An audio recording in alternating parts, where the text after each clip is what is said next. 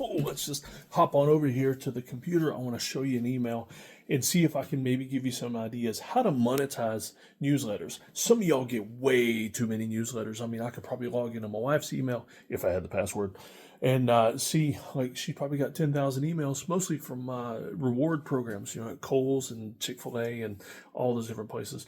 I try to eliminate all of those, or at least use other emails that I don't ever answer. But this is one that I want to show you and see if I can help you get some ways to monetize it. So this email is from the John C. Campbell Folk School. It is a place, it's about 2 or 3 hours away from me up in the Smoky Mountains.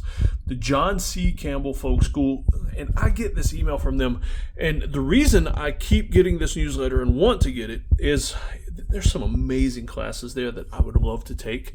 But I actually signed up for it because my 13-year-old is wanted to learn how to do blacksmithing. And that's the kind of stuff they do here. They teach basket weaving, blacksmithing, sculpting, painting, pretty much any kind of folk craft or anything like that you could ever think of. And so what I wanted to do is just scan down this email and look at ways that possibly you could monetize some of this stuff. So let's see what we got here. Oh, Introduction to Mushroom Log Inoculation. Now, I've actually taken classes on this before locally. There's a huge mushroom farm near my farm here in South Carolina, but this one, so you could do this to actually make your own medicinals, grow your own mushrooms. Matter of fact, I am drinking some mushroom coffee right now. There's some lion's mane and reishi mushroom inside that coffee, which an amazing flavor on that thing. So if you've not tried mushroom coffee, you got to. But you could take this class, learn how to grow your own mushrooms in the basement or outside, wherever you end up doing it. And there's tons of ways to monetize that. You could sell mushrooms. You could sell ground up mushrooms. You could get coffee and mix it with mushrooms and sell it. I mean, there's so many ways you could monetize that one. Mushrooms are a huge moneymaker. What else do we have? Botanical Illustration Workshop. Now, I'm not a good artist. I can draw a very awesome stick person, but that's about it. But look at that. That's pretty neat. But here, these are things that you can sell. And guess what? You look at this picture and guess what she is doing? Painting a huge mural. Muraling is actually, you can do pretty well with that. There's a lady that was on my podcast, a young lady named Lacey. And I think her Instagram handle is @LaceyDoes. Like, where is Lacey doing it this week? She's doing a mural here. She's doing a mural there. She travels all over the country, possibly even the world, doing huge murals. I'm talking entire walls on the outsides of stores and factories and things like that. And so learning how to do botanical illustration, I mean, obviously the easy thing is you could do these and sell them on Etsy. And I tell you what, if you want to get into art and start selling art, check out my friend Maria Brophy, Brophy, Brophy, and her entire business is based on, matter of fact, I'm going to flip over here to my bookshelf, and that's her book right there, Art, Money, Success, Maria Brophy. So hop on Amazon or something, grab that book. And her whole business is about selling art because her husband, Drew, started out doing some amazing surfboard art, and she's like the business mind behind everything creative he does. All right, what else do we have here? Workshops inspired by the natural world.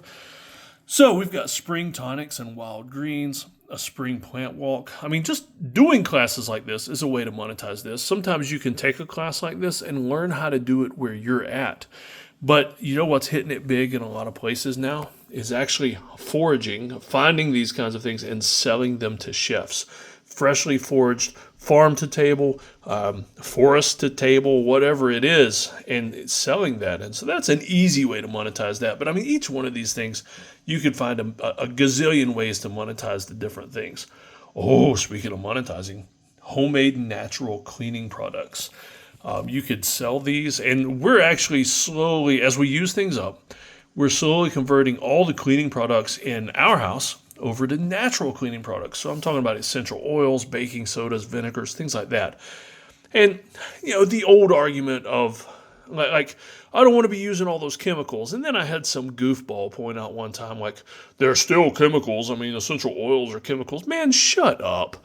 I'm talking about more natural chemicals like vinegars and baking sodas and things like that, and not the things that will melt your face off if you accidentally get it on your skin. And so there's lots of ways to monetize this. You could teach people how to do it. You could sell all the stuff because we've actually had a hard time finding good spray bottles. We've broken so many spray bottles, and by we, my kids do most of the cleaning here at the house as part of our homeschool. We call it home economics class. They call it torture. But I mean, that's something pretty amazing you could do with monetizing that. So many different ways. Sell the stuff, make the stuff, teach the class, whatever works for you.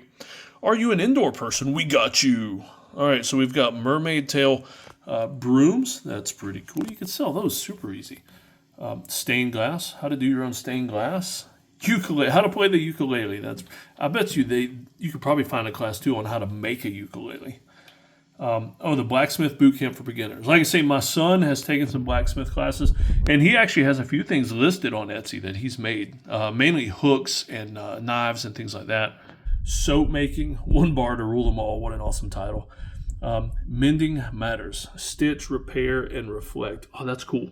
Because, you know what? I just got a quick idea about that. You may get other ideas about this and things you could do, but one really cool thing you could do with stitching and mending is you could get on Etsy and tell people that they could send in their old quilts, their old clothes, like a big box or a bag of their children's clothing, and you turn that into a quilt. Or you take pieces and parts of it and make something pretty cool, like a sweater.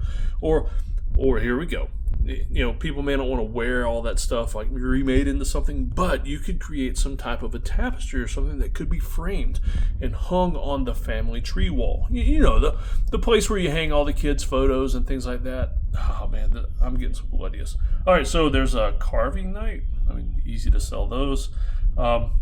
Quilts. I mean, man, cool. That's a quilt raffle advertisement, but quilts can bring in some pretty big money, and there's a lot that goes into them.